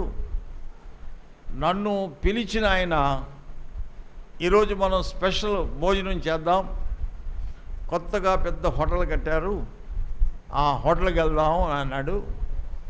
సరే బయలుదేరి కారు ఎక్కి వెళ్ళాం. వెళ్తే మాకు గేటు తెరవబట్టలేదట, వాళ్ళకి గేటు తెరవబట్టలేదట. అక్కడ వాచ్మ్యాన్లు సెక్యూరిటీలు ఎవరు ఉండరు. ఇప్పుడు కూడా మనకు వచ్చినాయి కదా. అయితే గేటు తెరవబట్టలేదు ఏంటని చెప్పి కారు బ్యాక్ చేసి వేరే సెక్యూరిటీ దగ్గరికి వెళ్ళి అడిగారట. అడిగితే ఆ సెక్యూరిటీ అన్నాడట, మీరిద్దరూ షూట్లో ఉన్నారా, టై కట్టుకున్నారా, బూట్ వేసుకున్నారా అని అడిగాడు. నేను షూట్లో ఉన్నాను, బూట్ వేసుకున్నాను, మా పక్కన టీ షర్ట్ వేసాడు, జీన్ ప్యాంట్ వేసాడు అన్నాడు. జీన్ ప్యాంట్లు టీ షర్ట్లు హోటల్కి ఎలవో లేదు. ఈ హోటల్లో మంచినీళ్ళు తాగడానికి వచ్చినా సరే ఫుల్ షూట్లో రావాలి. ఈ హోటల్ యొక్క డిగ్నిటీ అది. నిక్కర్ వేసుకుని టీ షర్ట్ వేసుకుని పంచి కట్టుకుని వస్తే తలుపులు తెరవబడవు. ఈ హోటల్లోకి రావాల్సిన వాళ్ళు ఎవడైనా సరే ఫుల్ షూట్లో ఉండాలి. అయ్య బాబు ఎలాగా అని చెప్పి మళ్ళీ వెనక్కి వెళ్ళి ఓ పెద్ద బట్టల షాప్కి వెళ్ళి నాకు షూటు, షర్టు, టై పిన్ను, బూటు ఇవన్నీ కొని వేసుకున్న తర్వాత ఆటోమేటిక్గా డోర్ తెరవబడ్డాయన్నాడు. అబ్బా ఎంత అద్భుతం అండి. ఒక హోటల్ యజమానుడే తన హోటల్ యొక్క డిగ్నిటీని తెలియచేయడానికి అంత గొప్ప రూల్స్ పెడితే మరి పరలోకంలోకి వెళ్ళాలంటే ఇంకెన్ని రూల్స్ ఉంటాయో ఆలోచించండి. దేవుని బిడ్డలారా. చాలా సంవత్సరాల క్రితం ఒక ఆమె మా ఇంటికి వచ్చింది. ఆమె ముఖ పరిచయమే తప్ప ఎప్పుడు మాట్లాడలేదు.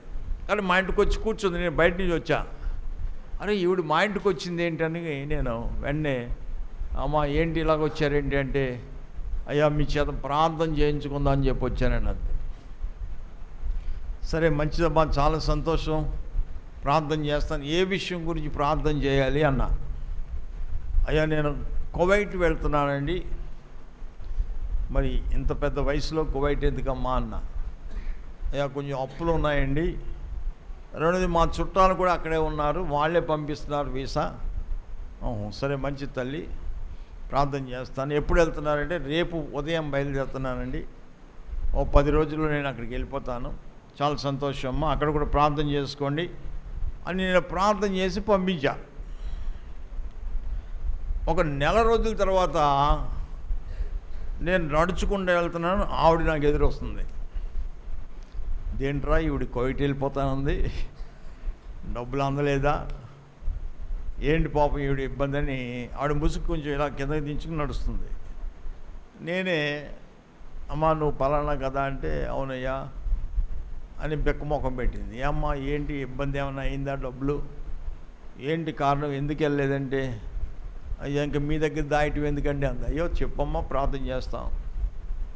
అయ్యా మెడికల్ చెకప్కి వెళ్ళానండి, అక్కడికి వెళ్తే నా ఈ వెనకాల రూపాయి కాసు అంత మచ్చ ఉంది, నేనెప్పుడు చూసుకోలేదు, నాకు దాని సంగతే తెలియదు.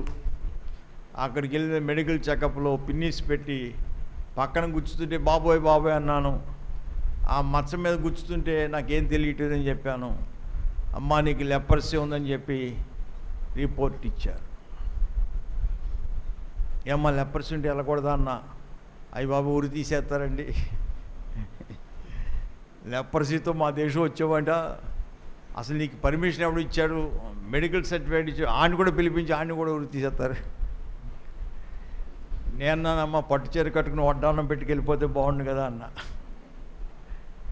ఏమండి, పట్టు చీర కట్టుకుని వడ్డానం పెట్టుకెళ్తే అయిపోద్దా? ఇక్కడ ఇండియాలో ఏమైనా కవరింగ్ చేయొచ్చు, కానీ అక్కడ ఫ్లైట్ దిగ్గానే అక్కడ మళ్ళీ మెడికల్ చెకప్ ఉంటుంది. అది చాలా సీరియస్గా ఉంటుంది, చాలా ప్రమాదం అది. అదేదో బతికిక్కడే కొంతకాలం ఉందా అని ఉండిపోయినాయా అంది.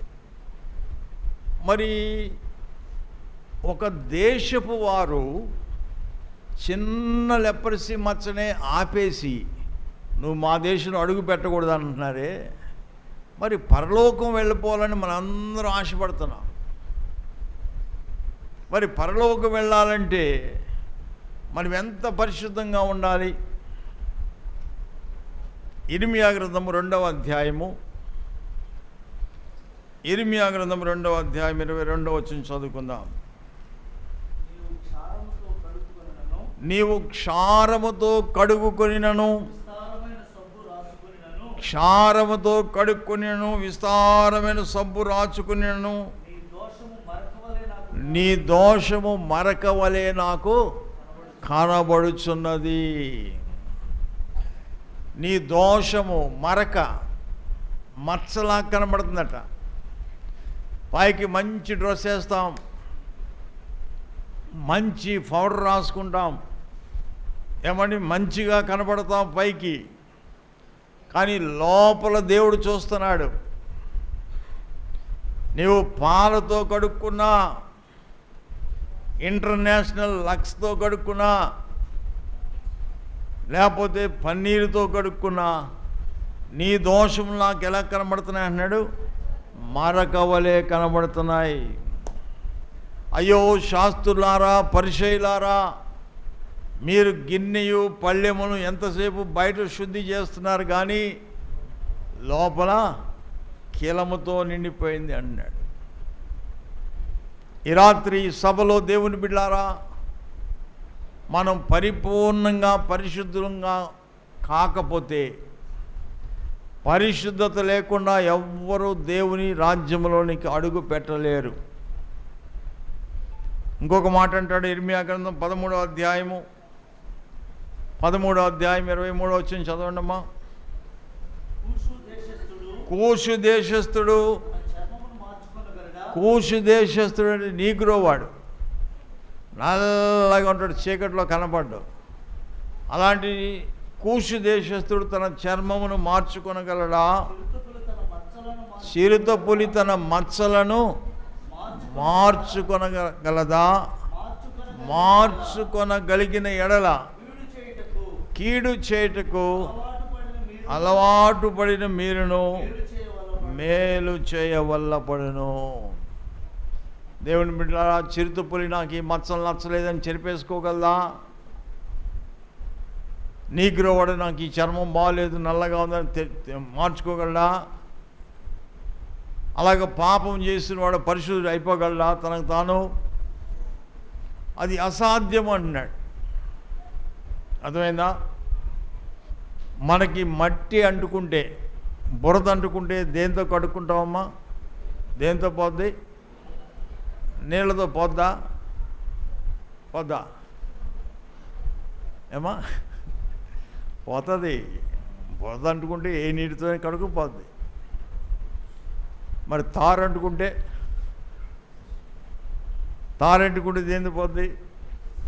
ఎప్పుడు అంటుకోలేదా మీకు? ఒకసారి అంటించుకోండి. ఓ ధనవంతుడికి తారు అంటుకుందట. రే ఎలా పోతుందంటే, ఏముందండి గారు, కిరసనాలతో పోతుందండి. అందరూ కడుక్కుంటే కిరసనాలతో కడుక్కుంటాను నేను. తేనె ఉంది లోపల, మొన్న తెచ్చారు, తేనె పట్టండి అన్నాడు.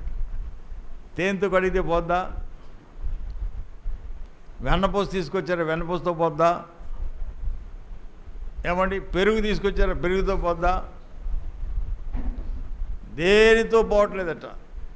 అప్పుడు చెప్పారు, పిచ్చోడయా, నీకు ఎంత డబ్బున్నా, ఎంత బంగారం ఉన్నా, ఎంత పాడి పంటలున్నా, నీకున్న తారు పోవాలంటే కిరసనాలు ఒకటే విరుగుడు.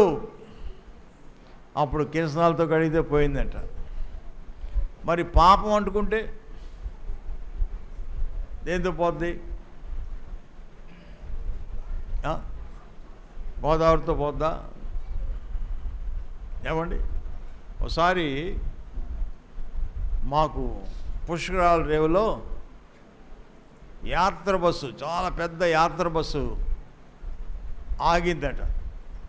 అందరూ నగలు గీగలో పెట్టుకుని బట్టలు కట్టుకుని చాలా గొప్ప వాళ్ళు, కోటీశ్వర్లు, వాళ్ళందరూ ఆ గోదావరి ఒడ్డున దిగారట.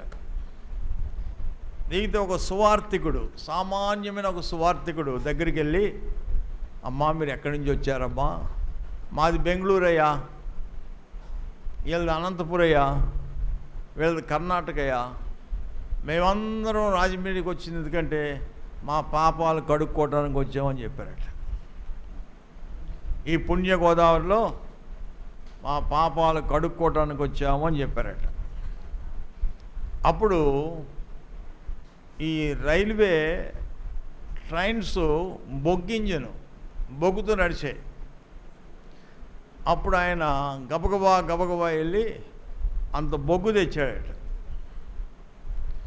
ఈలోగా పంతులు గారు వాళ్ళని గోదావరిలో పిలిచి స్నానాలు ఆచరింపజేస్తూ మంత్రాలు చదువుతున్నాడట. ఈ సేవకుడు పంతులు గారు చూస్తుండగా, ఆ ధనవంతులు స్నానం చేస్తుండగా ఆ బొగ్గు నీళ్ళలో పెట్టి లక్స్ సబ్బు పెట్టి కడుగుతున్నాడట. బొగ్గుని దేంతో కడుగుతున్నాడు? లక్స్ సబ్బుతో కడుగుతుంటే వాళ్ళు అన్నారట, నీకేమన్నా మతిపోయిందయ్యా, బొగ్గును సబ్బు పెట్టి కడుగుతావేంటి? సబ్బు పెట్టి కడితే తెల్లగా అయిపోద్దా? అప్పుడు ఆయన అన్నాడట, ఏమండి, బొగ్గును సబ్బుతో కడిగితే బొగ్గులాగే ఉంటుంది కదా, మరి బొగ్గు కంటే నల్లగా ఉన్న మీ పాపాలు గోదావరి నీళ్ళతో కడిగితే పోద్దా అన్నాడట.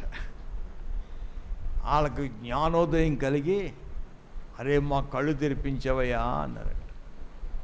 పాపం పోవాలంటే ఎలా పోద్దమ్మా? సర్వ పాప పరిహారో రక్త ప్రోక్షణం అవశ్యం తద్రక్తం. ఆ సమస్త మానవాళి పాపం పోవాలంటే రక్తం కావాలంటున్నారు. రక్తము చిందించబడకుండా పాప క్షమాపణ లేదు. అది ఏ రక్తము? మనుషుల రక్తం కాదు, ఎడ్ల రక్తం కాదు, కోడెల రక్తం కాదు. మరి ఏ రక్తం?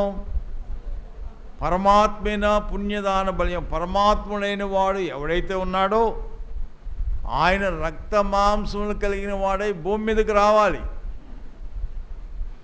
ఆయన మన కోసం ప్రాణం పెట్టాలి, రక్తం కార్చాలి. అలాగ చేసిన వాడు యేసు ప్రభు తప్ప ఈ ప్రపంచంలో ఇంకెవ్వరు లేరు. అందుకే మనం ఎన్ని తిరిగినా చివరికి ఎక్కడికి వస్తున్నారు? యేసయ్య దగ్గరికి వస్తున్నారు. భక్తుడైన చెట్టి భానుమూర్తి గారు, ఆయన చాలా విగ్రహారాధికుడు. ఆయన తన అనుభవంలో అద్భుతమైన పాట రాశాడు, సిలువే నా శరణాయనురా. ఆ పాటలో ఒక పల్లవి ఉంటుంది, పలు విధా పదమూలరసి ఫలితమేమి కానాలేక, పలు విధా పదమూలరసి ఫలితమేమి కానాలేక, సిలువ ఎదుటను నిలచినాడనోరా,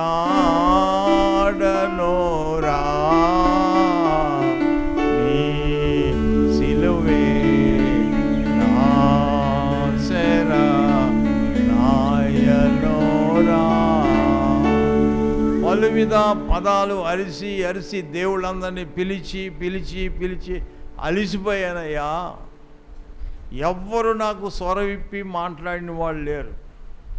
చివరికి నీ సిలువ ఎదుటకు వచ్చానయ్యా. ఆ సిలువ ఎదుటే నా పాపానికి పరిహారం కలిగిందని అద్భుతమైన పాట రాశాడు. కాబట్టి దేవుని బిడ్డలారా, ఈ రాత్రికాల సమయంలో మన పాపములు మనం కడుక్కోవాలి. ఈ కూడికలు ఎందుకంటే, ఏమండి, ఎక్కడైనా ఏ చోటైనా ఏ ప్రయాణంలో అయినా ఏ అన్యుల మధ్యకి వెళ్ళినా ఏదైనా దోషం అంటుకుంటే దాన్ని మనం ఎప్పటికప్పుడు కడుక్కోవాలి, శుద్ధి చేసుకోవాలి. ప్రభువు అన్నాడు యెషయా గ్రంథం 1వ అధ్యాయం 16వ వచనంలో, మిమ్మల్ని కడుక్కోండి, శుద్ధి చేసుకోండి, మీ దుష్క్రియలు నాకు కనబడకుండా. మిమ్మల్ని కడుక్కోండి, శుద్ధి చేసుకోండి, మీ దుష్క్రియలు నాకు కనబడకుండా వాటిని తొలగింపుడి. మిమ్మల్ని కడుక్కోండి. చాలామందికి కడుక్కోవటం అంటే బద్ధకం.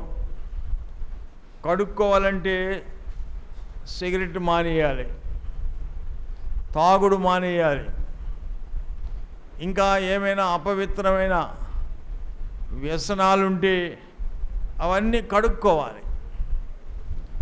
అవి కడుక్కోవటం చాలామందికి ఇష్టం లేక వారు దేవుని యొద్దకు రాలేకపోతున్నారు. మాకు తెలిసిన ఒక ఆయన బాప్తీసం పొందాడు. అరే నేను ఇవ్వలేదు బాప్తీసం పొందాడు. చుట్ట కాల్చుకుని నాకు ఎదురయ్యాడు.